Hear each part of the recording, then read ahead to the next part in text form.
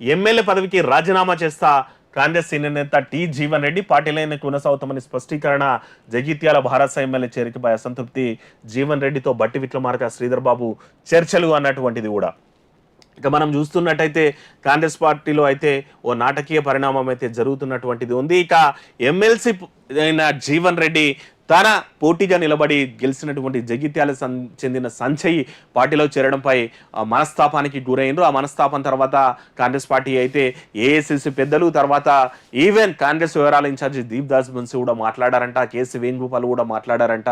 అయితే ఇప్పటికైతే తన ఆలోచనను విరమించుకుంటున్నట్టు పార్టీకి కూడా రాజీనామా చేస్తానైతే వార్తలు వచ్చిండే, కానీ కేవలం ఎమ్మెల్సీకి మాత్రమే రాజీనామా చేసే దిశగా జీవన్ రెడ్డి అయితే పోతున్నాడంట. ఆల్రెడీ ఉప ముఖ్యమంత్రి భట్టి లాంటి కూడా జీవన్ రెడ్డి తోటి అయితే చర్చలు అయితే జరుగుతున్నారంట. ఆత్మగౌరవం ప్రధానం అన్నటువంటిది, నేను కాంగ్రెస్ను వదిలే ప్రసక్తే లేదు, పార్టీలోనే ఉంటా, చేరికల విషయంలో మనస్తాపానికి గురయ్యాను, ఎమ్మెల్సీ పదవి రాజీనామా చేస్తాను, పార్టీ పదవికి రాజీనామా చేయను, నా అవసరం ఉన్నప్పుడు పార్టీకి ఉంది, ఇప్పుడు లేదేమో అని అనుకుంటున్నాను. గతంలో నేను కాంగ్రెస్ తరఫున ఎమ్మెల్సీగా మండలిలో ఉన్నాను, ఇప్పుడు మహేష్ కుమార్ గౌడ్, బల్మూరి వెంకట్ ఉన్నారు, గవర్నర్ కోటలో వచ్చే ఎమ్మెల్సీలు కూడా ఉంటారు, నాకు ఓటు వేసి ఎమ్మెల్సీగా గెలిపించిన నిరుద్యోగులు విద్యార్థుల తరఫున పోరాటం చేస్తూనే ఉంటాను, నాకు ఆత్మగౌరవం ప్రధానం, పార్టీ ఫిరాయింపులను ప్రోత్సహించొద్దని కాంగ్రెస్ పార్టీ ప్రకటించిన పాంచనాయలో పేర్కొన్నారు. ఫిరాయింపులపై నా అభిప్రాయం, రాహుల్ గాంధీ అభిప్రాయం ఒకటే, పార్టీ ఫిరాయింపుల నిరోధక చట్టాన్ని రాజీవ్ గాంధీ అమల్లో తీసుకొచ్చారు, పార్టీకి రాజీనామా చేస్తానంటే వద్దని బట్టి విక్రమార్క శ్రీధర్ బాబు కోరారు.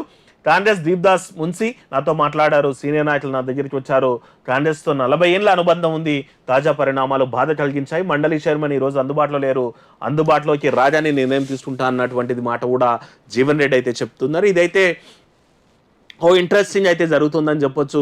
కాంగ్రెస్ పార్టీ ఏదైతే అవతల పార్టీ ఎమ్మెల్యేలని తీసుకున్నటువంటి దాంట్లో జీవన్ రెడ్డి అయితే చాలా సీనియర్ నేత అని చెప్పాలి.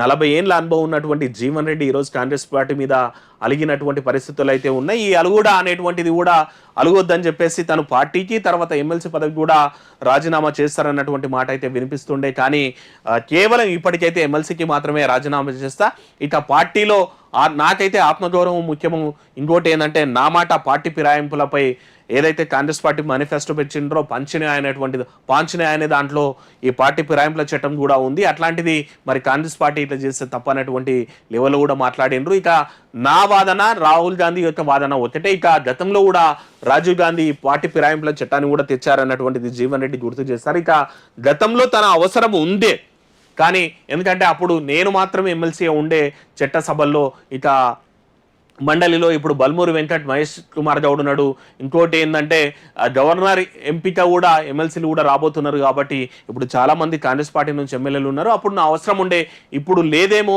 అందుకే నన్ను పట్టించుకుంటలేరేమో అన్నట్టు కూడా తను మాట్లాడినటువంటి ఉంది.